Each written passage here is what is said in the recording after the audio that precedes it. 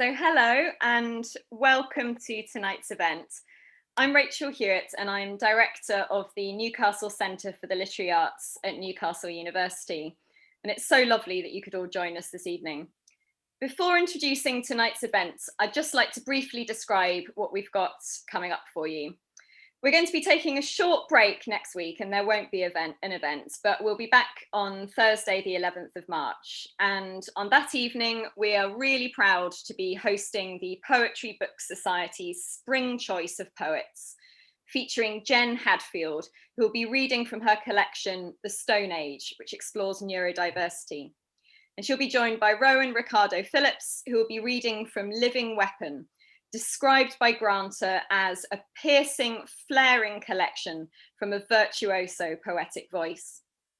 Later in March, historical novelist Natasha Pulley will be in conversation with historian Laura Tisdall about Natasha's latest book, The Lost Future of Pepper Harrow, which is a historical novel set in Japan and described by a reviewer as a lovely blending of steampunk ether science, Japanese historical figures, and a time-defying thriller. After Easter, we've got 3 more fantastic events. We have Charlie Gilmore, who spoke about his memoir Featherhood last semester, and he's going to be in conversation with the US biographer Blake Bailey about his forthcoming biography of Philip Roth. After Easter, we have, then in May, we have the novelist Niven Govindan, who will be talking about his forthcoming novel, Diary of a Film, which is a novel about cinema, about flaneurs, about queer love, and about the question of stories and who has the right to tell them. And then finally, to end the season, we have the multi-award-winning novelist John McGregor, who will be talking about his forthcoming novel, Lean, Fall, Stand, which is an engrossing exploration of an Antarctic researcher brought low by tragedy and desperate to communicate with the outside world. All of these events are free and they're all going to be online, whatever happens with lockdown lifting, but you do need to register in advance. So please visit our website, which is www.newcastle.ac.uk/NCLA. Now, this brings me to tonight's event, and it is just such a huge pleasure to be hosting columnist, film critic, and author Roger Clarke, who's going to be talking about his much loved and very much acclaimed book, A Natural History of Ghosts, 500 Years of Searching for Proof. Roger was the youngest member of the Society for Psychical Research, and I'm interested in whether his early interest in ghost seeing is related in any way to his career, which also privileges the act of seeing as a film critic. Roger has reviewed films for every major newspaper in the UK and is well known for his columns, features, and reviews in The Independent. He's served on panels and juries and is a published poet, short story writer, and librettist, and he writes for Sight and Sound. It's a huge pleasure to have him here tonight to talk about a book that feels very timely in this period of lockdown, in its accounts of Victorian mediums attempting to reach out from domestic environments to worlds and voices and experiences beyond their immediate confines. If you have any questions that you'd like to ask during the conversation, then please put them into the YouTube chat, which should be on the right-hand side of your page. Roger's going to begin tonight's event with a reading, and then we will chat for just under an hour, but there'll be opportunity for you to ask questions towards the end. Please welcome Roger in however well you can at this distance. And, I'm so excited about tonight's event. So welcome, Roger, and, please start with your reading. Thank you so much, Rachel, and thank you to everyone here who's watching in. I'm just going to start with the opening of my book, because it sort of puts everything in a nutshell. There was a dead woman at the end of the passageway. I never saw her, but I knew she was there. The passage was at the top of the stairs, leading to the left to the spare bedroom and my parents' room. The end was always in shadow. Even at the heights of summer, I greatly disliked it. Returning from the village school in the mid-afternoon, I was alone in the house. Every day I delayed the rise up the stairs until it became a mad dash to my bedroom, eyes clenched, hands cold. We lived in the 17th century former rectory, a thatched cottage with roses rambling up its west side and garden walls of great antiquity. It was the 1960s, and on the Isle of Wight it was still an England Thomas Hardy would have recognised. It was immemorially rural. The village school had a holiday for the annual agricultural show. Many of the children had parents working on farms. At school, the dinner lady used to tell us stories. I observed a certain amount of them. There was the ghost of a Roman centurion in a wood on the approach to Bembridge, and a spectral horseman who foundered in the marshes near Wolverton, a place cut through by a clear running stream where we would go on nature walks. I began to devour books on the subject. Among the most intriguing things I learned, as was repeated many times over, that there were more ghosts per square mile in England than in any other country in the world. But why should this be the case? My mother, noticing my growing fascination with the subject, mentioned that she had seen a ghost at the end of that passage at the top of the stairs. A friend visiting had seen her too. The ghost had entered the spare room while she was lying in bed. At breakfast, the question was asked, who is she? Whoever she was, her energy seemed to dissipate when alterations to the house were made. Still, she hung on my mind. When I was 15, we moved to an even older building, a manor house that had once belonged to a Norman abbey. It too was haunted. The last pagan king of the Isle of Wight was buried in the woods on the hill nearby. By the pond, an old yew tree had grown against a millstone, like a finger swelling round a wedding ring. There was decayed panelling in one room. Smugglers' marks in the form of sailing ships were carved in the chalk of the medieval dovecote. You could hear the ghosts, a man and a woman, talking inside the house sometimes. It was as if someone had put the radio on. The dogs growled at a particular spot in the kitchen. There were ghosts outside too. My father's horse shied at the chalk pit a few hundred yards away in the lee of Shalcombe Down. A flying boat had crashed there in 1957 on the way to Majorca, full of honeymooning couples. 45 people died. Horses still don't like that chalk pit, I'm told. At the top, near the line of fir trees, lies a scree of twisted metal under the forest grass. The spare bedroom wasn't a good place to sleep.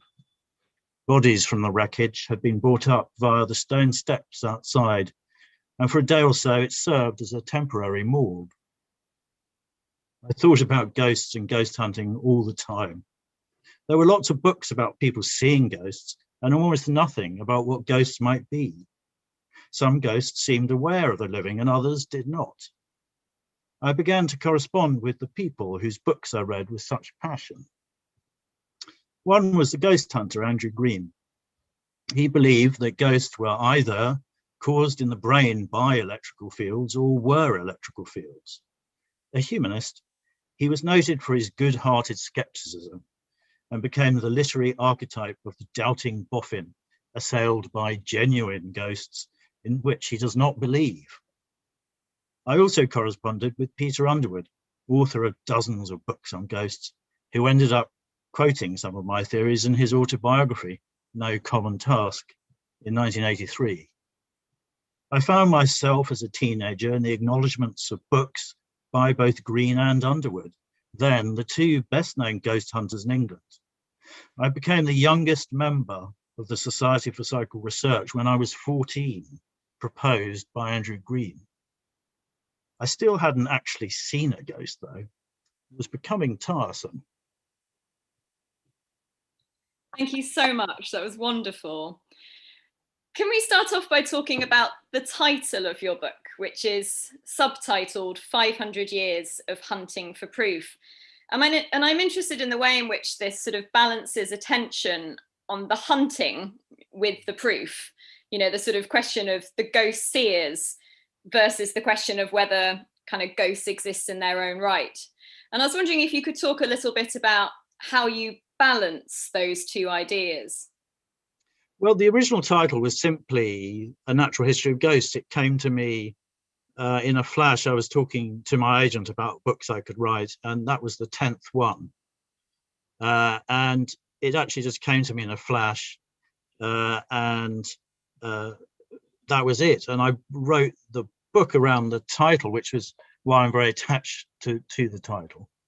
And after discussions with my editor at Penguin, we added the 500 years of hunting for proof, because yes, there's a whole question of proof and why do we need proof, and the aspect of belief in the whole thing. And it always surprised me how people would always say, do you believe in ghosts, rather than do ghosts exist? Because even now this religious aspect is still evoked in most conversations of people not even aware that they're making a religious statement. And then, oh, sorry, go on. No, I was just going to say, and then your book follows a sort of broadly chronological structure, you know, in a sort of natural historical way. Did you play around with other ways of structuring the history of ghosts, sort of, you know, thematically or by any other way other than chronologically? It really just came together naturally. The first chapter I wrote was the Cock Lane ghost. That was actually the first chapter I wrote. And then it just got moved around. And in some ways, I wanted each chapter to be a unit in itself, that you could read a chapter and you wouldn't necessarily have to even read any of the other chapters. They were supposed to be units in themselves. But I wanted to look at, I was very aware that you get books on parapsychology or ghost hunting or whatever, but I thought, well, you know, I'm interested in, you know, medicine and what's going on.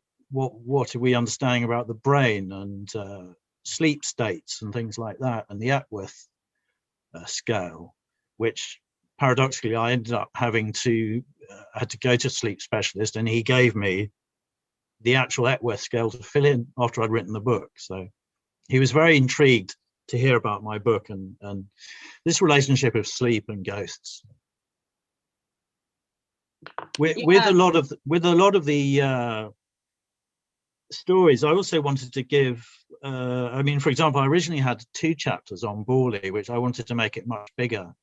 And one of the original pitches for the book is that in quite a lot of these stories, including Borley, the people are actually more interesting than the ghosts, which seemed to be something people hadn't realized, why they were so interested in the story, which is all about skullduggery and you know, and switching and all sorts of stuff, and Marianne Foster and so forth being a very strange and haunted individual. And I thought, well, let's have a look at this. Why are the people interesting? Why do people concentrate on the ghosts who are actually rather dull in Borley? Yeah, and I think, you know, that was absolutely one of the things I found sort of most sort of fresh and exciting and revealing about your book, is that sort of sense in which ghosts and ghost seeing is placed within that sort of historical context. And it was just such a fascinating idea that the conception of what a ghost is and what it looks like changes according to, you know, sort of different cultural priorities through history. And I absolutely love that sort of line that you quote from the antiquarian Francis Grose, about this idea that is sort of effrontery, at the sense that, you know, English ghosts might have chains. You know, English ghosts don't have chains. They're free. They're free. I was wondering, you know, could you give us some more examples of this idea of how the particular form that ghosts take changes according to different historical moments? Well, yes, broadly speaking, in medieval times, ghosts were tended to be sort of signifiers from, holy signifiers, either that or they were sort of corpses, which is ambulating corpses, which of course M.R. James loved, the medieval ghost stories. And then, and I wanted to look at why this sort of idea, which is obviously ludicrous, that Britain is the most haunted country in England, and why were people saying that in the 70s, and what was so important about that. And in some ways, I think it was just because it was the 70s, everyone was saying, well, at least we're good at something. We're really good at ghosts. But I suddenly realized that there was such peculiar cultural mix in England with the kind of Celtic aspect, and then the sort of German royal family bringing lots of German ideas, folkloric ideas. And then just basically, Henry VIII and the Church of England, and a fear of sleeping Catholicism in its grave, rising up. And that seemed to be so much of British ghost belief is about the fear of Catholics, I think. And I say that I'm not a Catholic, but it was very noticeable and very interesting. And I suddenly realized there were very sort of precise reasons why, and of course we're quite good at writing ghost stories after all, so that helps. But I realized it was this big, really unusual mix of cultural mix, actually, and it wasn't really about Englishness at all. As far as the ghost changing, I realized that ghosts have to have purpose. I mean, what do we want from ghosts? And what we want from ghosts has changed over the years. So, in early medieval times, often the spirits were messengers, and they were sort of almost angelic, and were often telling you to lead a better life, or to pray or prepare for your death or something like that. And then we've got and as I said, we've got the Jacobean ghosts who there was a big thing about purgatory, which is that, of course, Protestants didn't believe in purgatory. It was a key point of Calvinist theology. So if we had got rid of purgatory, where did ghosts come from? Because they always came from purgatory. So the answer was, for the Calvinists, they came from hell, because, no one wanted to leave heaven. So they came from hell to mislead people. And so they were, and you get, James I and that generation writing about these simulacra and these ghosts impersonating souls, impersonating dead people. And then you sort of move on to the 18th century, and ghosts seem to be obsessed with lost wills and lost bequests and coins, hidden somewhere. And it goes on and on. You go through the kind of Victorians inventing the idea, or the Victorian age, inventing the idea of actually wanting to speak to ghosts and wanting to talk to them, and for them to talk back. And then in the 1930s, we sort of discovered the poltergeist, and that became very fashionable, the poltergeist.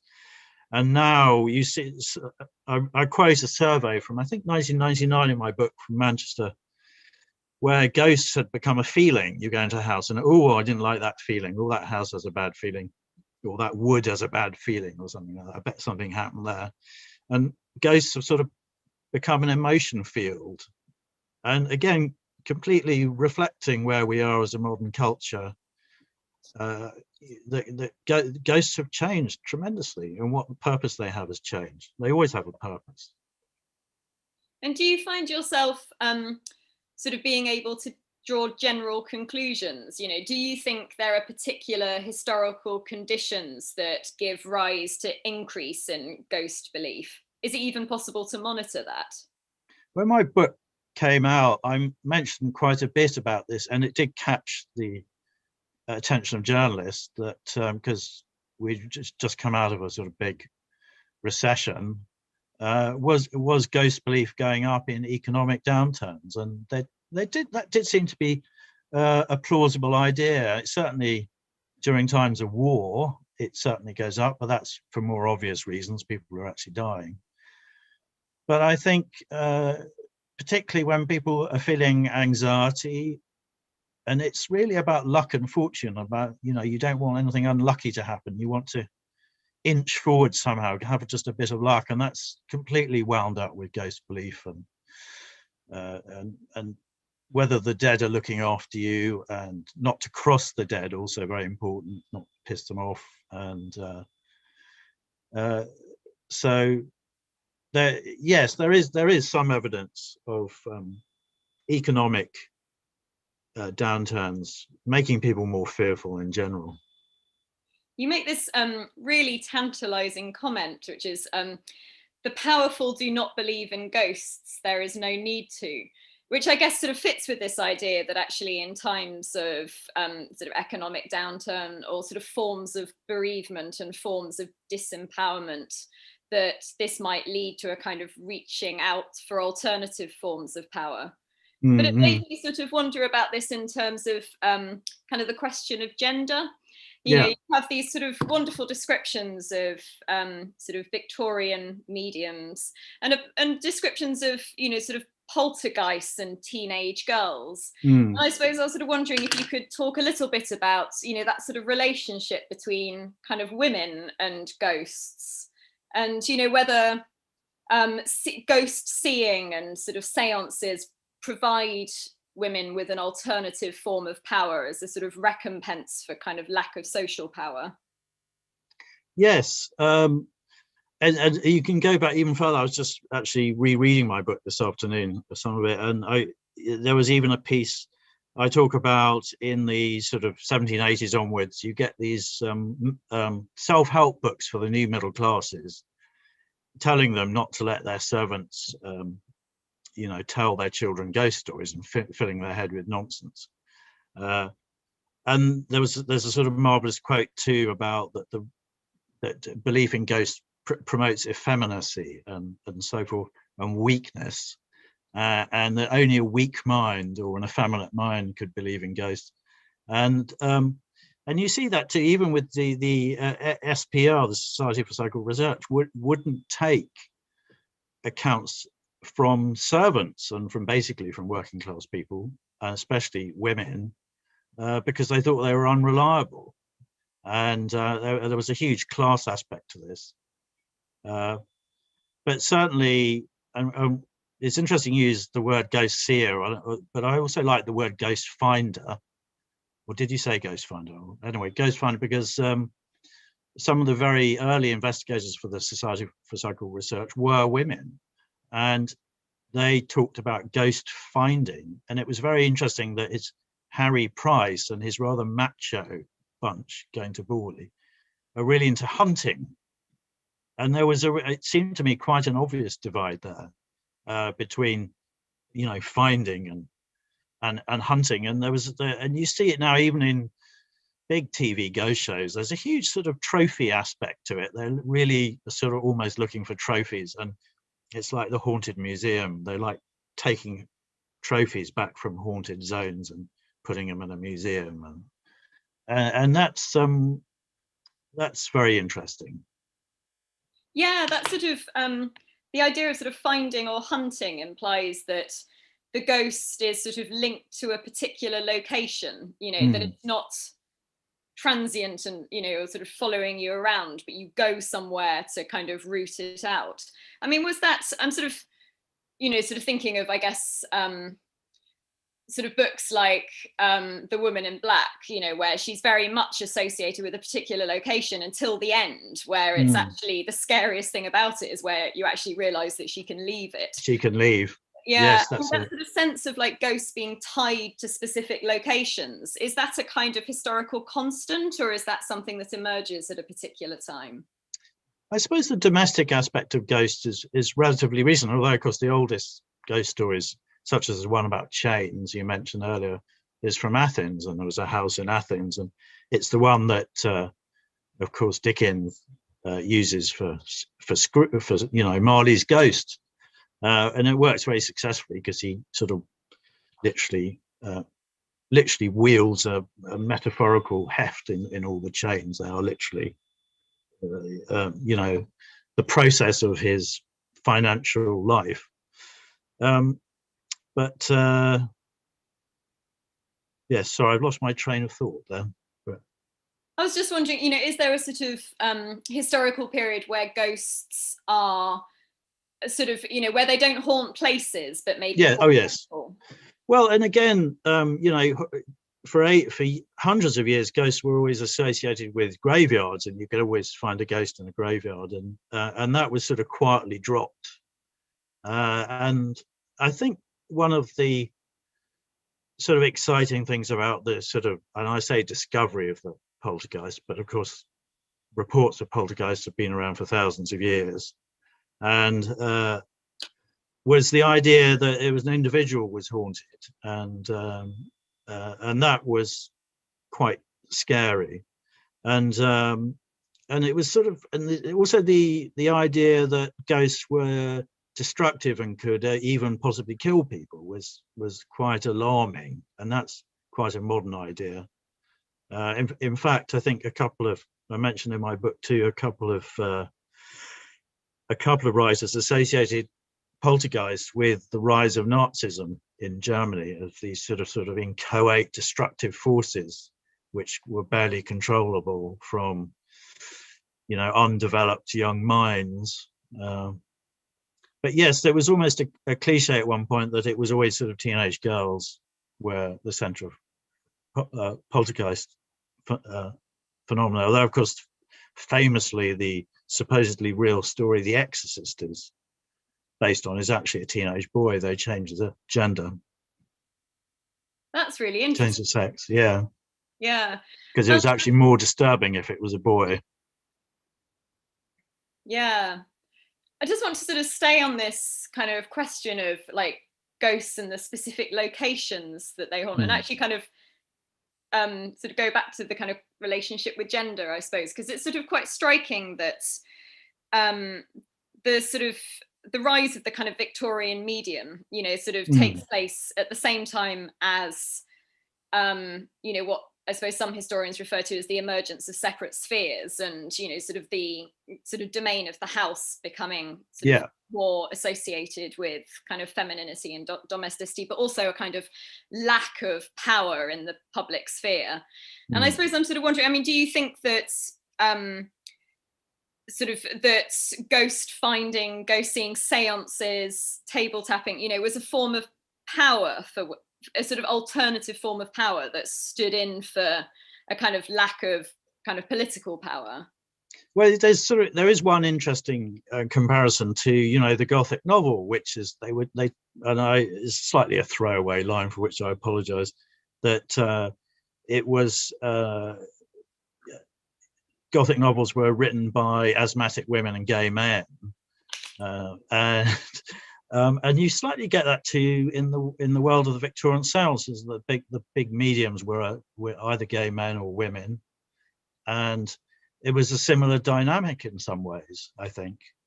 But yes, you're right about the domestic space, and particularly, it was because it used all these rather sort of, in some ways, mundane, just the table turning, which was the particular thing. But then it got a bit more exotic with all the trumpets floating around and so forth. But I also mentioned in my book that you got a lot of mediums like Florence Cook and so on, and they were being investigated by these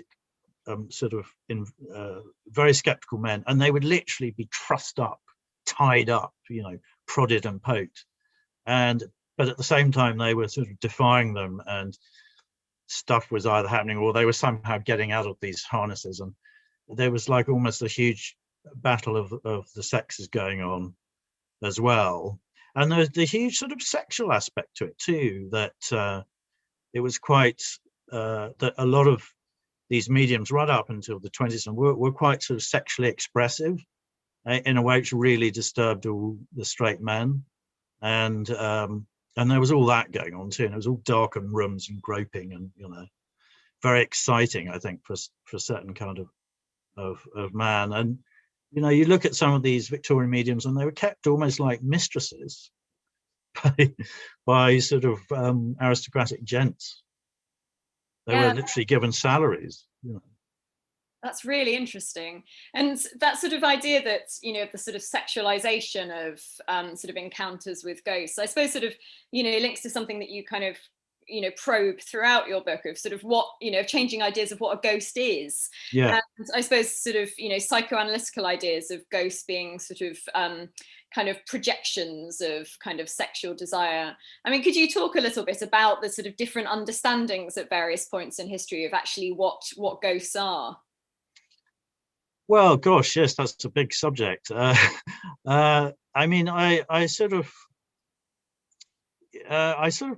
it's interesting. All sort of comes to a head in the 20th century when you've got Hans Holzer in the US, and he did sort of co-opt psychiatry and so forth, and the idea that ghosts were in some ways only part of a soul or part of a person that somehow lingered on, and where it had equivalent behaviour of someone who was brain damaged. And I've always found that oddly fascinating, that that whenever ghosts are, asked about whatever, particularly on by sort of TV mediums, is always incredibly banal. They never reveal the secrets of the universe. It's only something incredibly banal about the price of bananas or something like that. And I also talk a bit about how certainly at the end of the Victorian period, science really tried to grapple with the ghost, and I think I say right, every 50 years or so, science really tries to go in and sort it out. And it was, and when they, invented radio and the X-ray and everything, all within a few years, this idea of the unseen being and the idea of psychic radio and the way if you could just fine tune and even an electronic instrument, it would somehow, you would be able to hear the dead. I mean, they really believe that, and people kind of forget now how extraordinarily creepy radio was for people who'd never come across it before, and so they pursued a very literalist view for a long time. And then you got all the number crunching of the sort of 50s and 60s, and parapsychology rather controversially being accepted as a science. But that since then it all seems to rather died away, and all the sort of and sort of, for me, most ghost beliefs you see and I routinely hear are really straight from TV shows and Hollywood, and I was always surprised why people didn't want to sort of dig down a bit, and there was all these sort of secondhand ideas about what ghosts were and what they were doing, and particularly in America, which of course is the dominant culture, this sort of mix between spiritualism, helping souls to move on, but also all that sort of colonial guilt and everything about the Native Americans and the haunted sites and vengeful ghosts, and there's all that going on too. I'm rambling again. No, it's fascinating. And I just want to sort of pick up on what you were saying about kind of radio being really creepy. Yeah. Because it's sort of, you have a fascinating section on sort of spirit photography.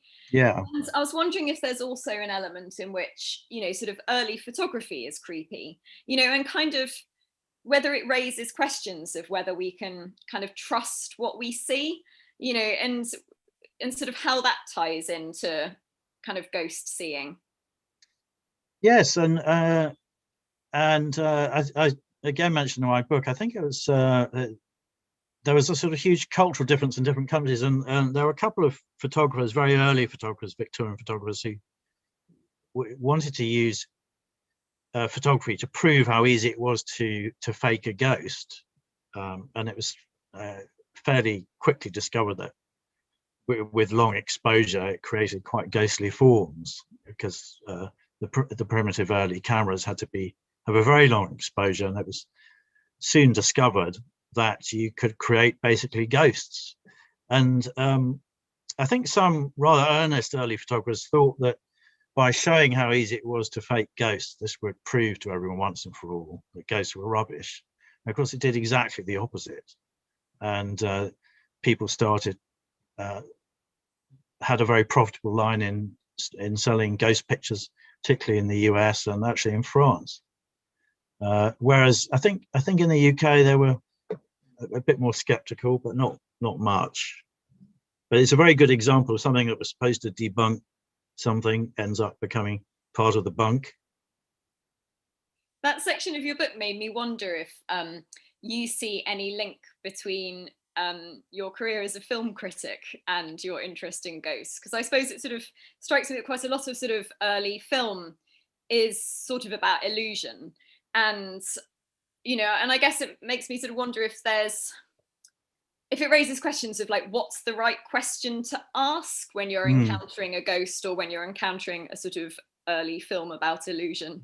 I don't know, do you see any link between like... Yeah, no, absolutely. And I think I mentioned in the very earliest reviews in it, there was one in Russia of the very earliest films, and the critic was obsessed with the ghostliness of it, and that these people would eventually be dead, and yet they would still be animated, and people would see them long after they were dead. And this was really noticed a lot at the time. And there was also all these terrible, I mean, incidentally, there were these terrible fires and tragedies, and whole audiences would go up in flames because, of course, the early silver nitrate prints were so flammable and dangerous. So at one point, it was actually quite dangerous to go to the cinema. And it didn't stop people, though.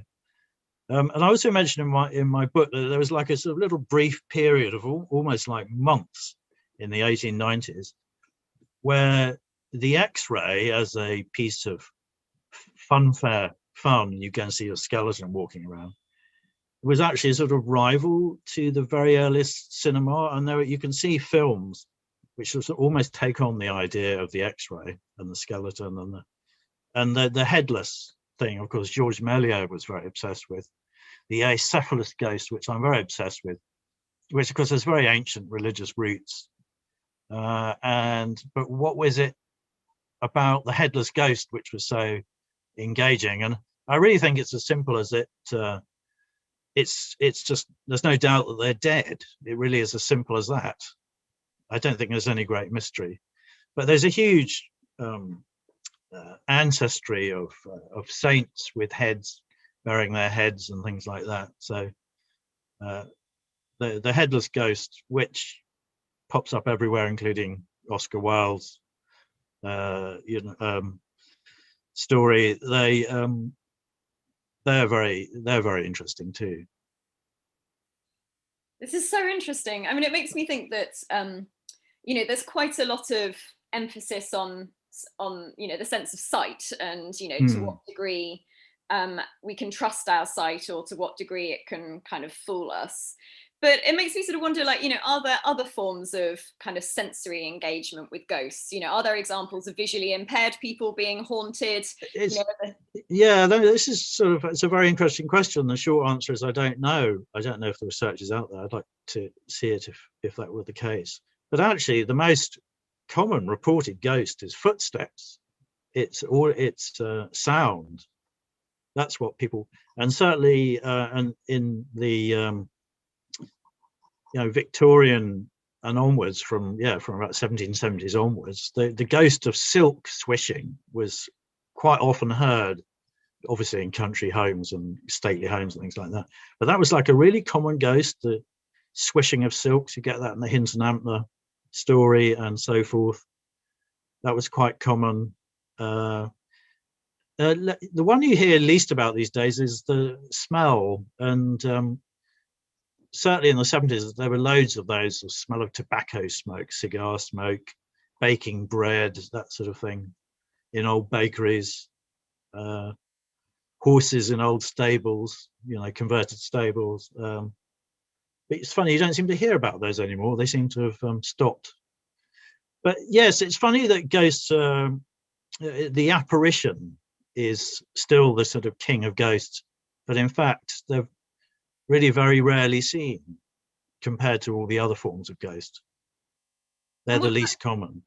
And what about touch? Is there the sort of sense of like, I don't know, feeling breath on your ear or like feeling a hand on your shoulder? I really noticed that when I was watching Most Haunted, that it became almost a standard thing, that at some point you'd feel someone puffing, blowing on your neck, or just touching you or something like that. And again, that seemed quite modern and quite alarming. There was always quite a stern boundary between the living and the dead, and the idea that the dead could touch or influence living flesh was quite alarming, because what kind of power would they have over you? And I think Guy Playfair even says that about the poltergeist, and he talks about poltergeist throwing cars around in Brazil and creating terrible damage, and the idea of the damage they could actually do to the human body. In theory, they could stop the heart or whatever, and yet they never do. If they exist, they never do. And it's very, very hard to find a story of a ghost that has actually killed someone. The only one there may be some out there, but the main one I came across is the Bell Witch ghost in America, and even that is full of accretions and folklore as to be hardly, the original story any longer. But that does seem to be sort of a slightly American idea, and yet the fear of that has been in so many cultures, that the dead will, the hungry ghost will damage a child or something like that you get in Japan or wherever. There's always a fear of it, and yet I've come across very few examples of this happening. But of course, because we all watch Hollywood and TV, we think that ghosts are always alarming and that ghosts are potentially quite harmful. But that's because that's what works in ghost films. But yeah, I sort of mentioned the Kingdom of Shadows. Yes, the Kingdom of Shadows. I've witnessed the Kingdom of Shadows. That was a review in Russia of this, the first time when the Russians had seen a moving picture. And it was this idea of the Kingdom of Shadows. And I feel that a lot. The uncanny aspect of cinema is, it's a perfect ghost medium, really. That's just fascinating. I've got some audience questions which pick up on some of the things you've just been speaking about, actually. But I think you're kindly going to read another extract first. Yes, I'm going to read another 5-minute extract. And a project I have ongoing is to start work with my friend Tom Burgess on a graphic novel adaptation of my chapter on the house that was haunted to death. It's about Hinton Ampner. It's the sort of main piece of original research I did in the book, which was to link this, actually not that, a reasonably well-known story, but to identify it finally as the story that influenced Henry James' Turn of the Screw. And so this is basically, I think, the original Turn of the Screw. But the key twist here, and what's so fascinating, is that the woman, the isolated woman, who's the mother in this instance, is trying to stop the children finding out that there are ghosts around. So it's completely a mirror image to the usual ghost story, which is the kind of children can see the ghost or are aware of the ghost and the adults can't.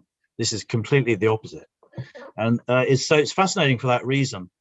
And I think the most extraordinary moment in writing this book was to be in the British Library and hold the original manuscript by this woman called Mary Ricketts, who wrote it in 1771, of this woman and who had a serious intellect. She wasn't daft, or and she was on her own with these children. Her husband was abroad, and she was fighting night and day with these sort of supernatural events, often happening in broad daylight.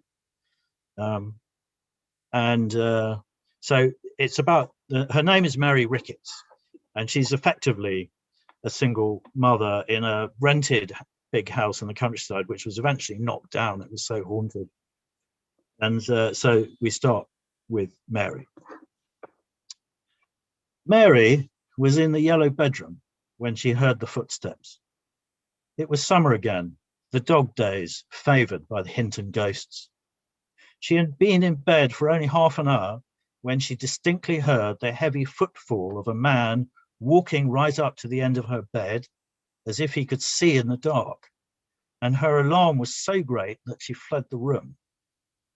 A later account says that the sounds were preceded by the noise of someone jumping from the window seat, suggesting that someone had climbed in through the first floor window. The nursery maid helped Mary in her search, but needless to say, nothing was found. This alarm perplexed me more than any preceding, being within my own room, the footsteps distinct as I ever heard myself, perfectly awake and collected. It says a great deal about Mary Ricketts that she went straight back to bed in the same room, refusing to be intimidated or frightened. However, by November, she had moved bedroom, this time to the chintz room over the hall. Here she was convinced she heard music once or twice, and on another occasion, 3 very heavy and violent knocks on the front door, which was sufficiently alarming for her to ring the bell beside her bed and initiate another fruitless search. The splintering crashes she heard were so ferociously loud, she was convinced that someone was trying to force open the front door. Soon after Christmas, the murmuring began. It was a deep susurration. People were talking, lots of people. It was a noise in the back of the house's throat. I was frequently sensible of a hollow murmuring that seemed to possess the whole house, Mary wrote. It was independent of wind, being equally heard on the calmest nights. On the 27th of February, 1770, the evening after the old housekeeper was interred mere yards away in the church at Hinton, Mary's new maid, Elizabeth Godin, was never in her life more terrified than by the dismal groans and flutterings around her bed in the deceased housekeeper's room. The housekeeper had retired and died away from the house, and only Mary Ricketts was aware of the coincidence of the burial. She resolved not to mention this to Elizabeth Godin, not wishing to make the situation worse. It seems to have been a rather melancholy period. Mary Ricketts' husband was building a family mausoleum thousands of miles away. Her brother raising a monument to a recently killed family friend in a chapel in Gibraltar. And then the letter sealed with black wax had arrived. Mary's father was dead at the family home in Staffordshire, and poor Elizabeth Godin wasn't flourishing at all.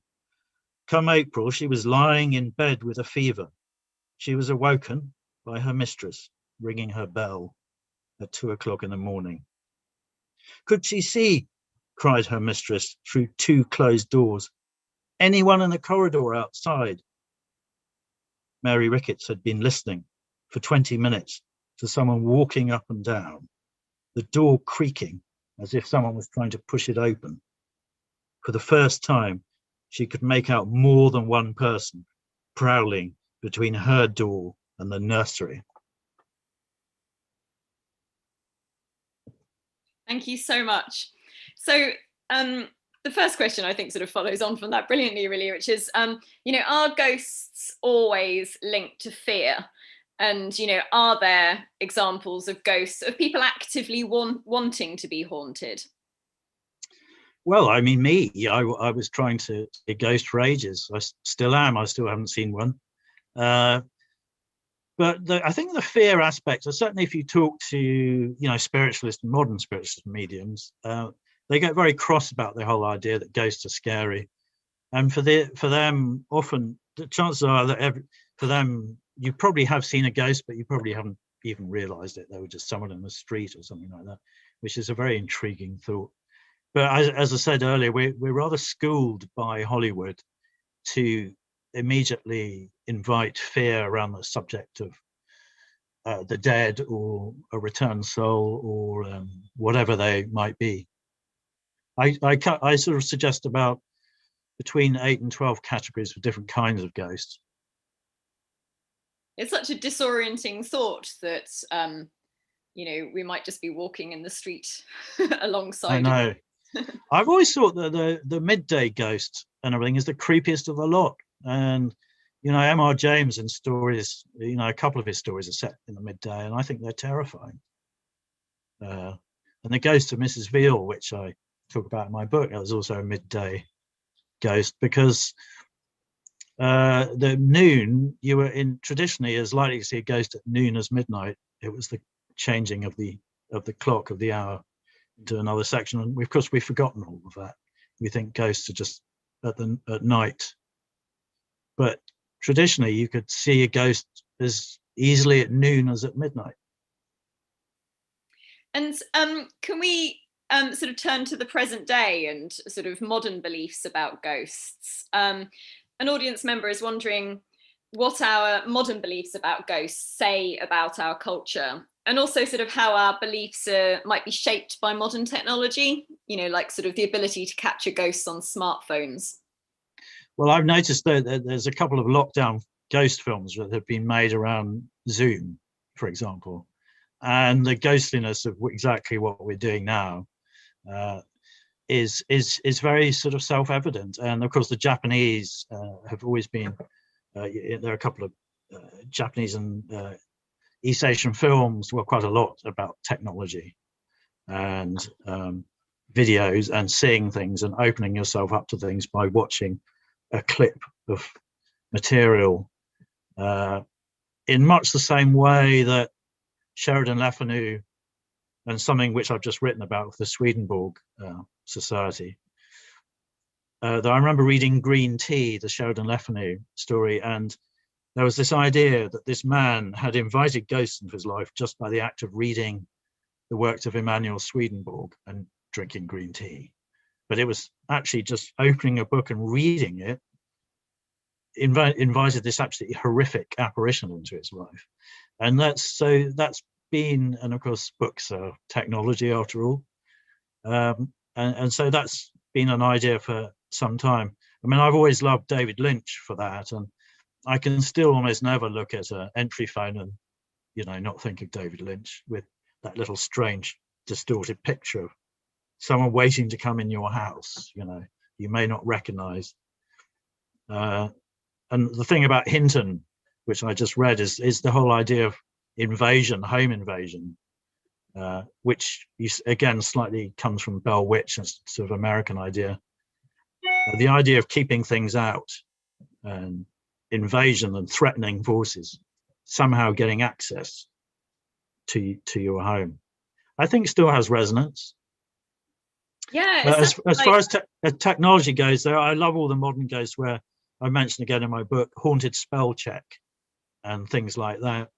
And someone doing a spell check on it, just, with Microsoft program, and it sort of suggesting I'm coming up with completely improbable words, suggested words like, I'm buried in the cellar, that sort of thing. And the telephone, and again, you get sort of stories, even ghost stories, even from the 20s, that someone will meet this spooky girl and she'll give him a number and he'll ring it and it's not a proper number, and then he realizes it's actually the number of her plot in the cemetery. So again, the idea of the ghost and the phone is always very and communication through the ether. We're not going to run out of ghostly ideas, that's for sure. Yeah, the idea of sort of ghosts invading through technology is actually like sort of Zoom meetings being kind of bombed. Yeah. Yeah. Yes, absolutely. And I haven't seen, I can't remember the name of it, but there has a film, it's about to come out and it's been very well reviewed, and it was done in lockdown. And it was done through all the actors, filming from home on Zoom, and it was all done through that. And I'm really looking forward to seeing that. I love the idea of a Zoom meeting with a ghost. A member of the audience is wondering, what can we learn from stories and accounts of ghosts? Well, it's on so many levels. I mean, I think there was a recent study in, I think it was Norway, saying that the belief in ghosts had almost become a substitute for religious belief, that people weren't really interested in conventional religious ideas before, but it's sort of still somehow covered an aspect of things that meant stuff to people. So there is an aspect of a sort of slightly religious light aspect to it. And, you know, what happens to us when we die, and are we still in touch with people in some ways who we love and who have passed? It's very important. People think about that a lot. And but we are very, very influenced by Hollywood, by movies. And I really suggest people go and read around a bit, because that's just not the only idea what ghosts are. There's a far wider spectrum of ideas about what ghosts are, what they do, why we need them. But I do think, as I keep saying, ghosts have a purpose. Ghosts are there because we need them.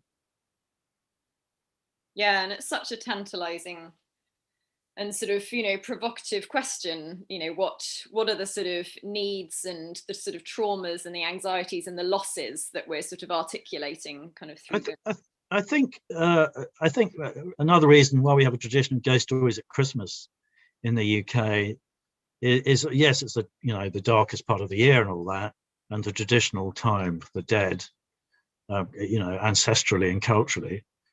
But I do think ghosts are. Why do ghost stories also make us feel a bit cozy and nice?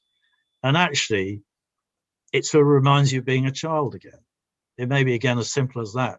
It's one of the few things as an adult that can take you straight back to your childhood, straight back. I think that's a really lovely note to end on, actually, the sort of cozy and nice aspect of being haunted or hearing about being haunted. Roger, thank you so much. That was absolutely fascinating and Pleasure. so wide-ranging and thoughtful, and your answers were so generous. So you're going to have to imagine a sea of happy haunted faces kind of staring back at you, but on behalf of them, you know, huge thank you from me and from NCLA and Newcastle University. Thanks. Thank you so much. Thank you, everyone.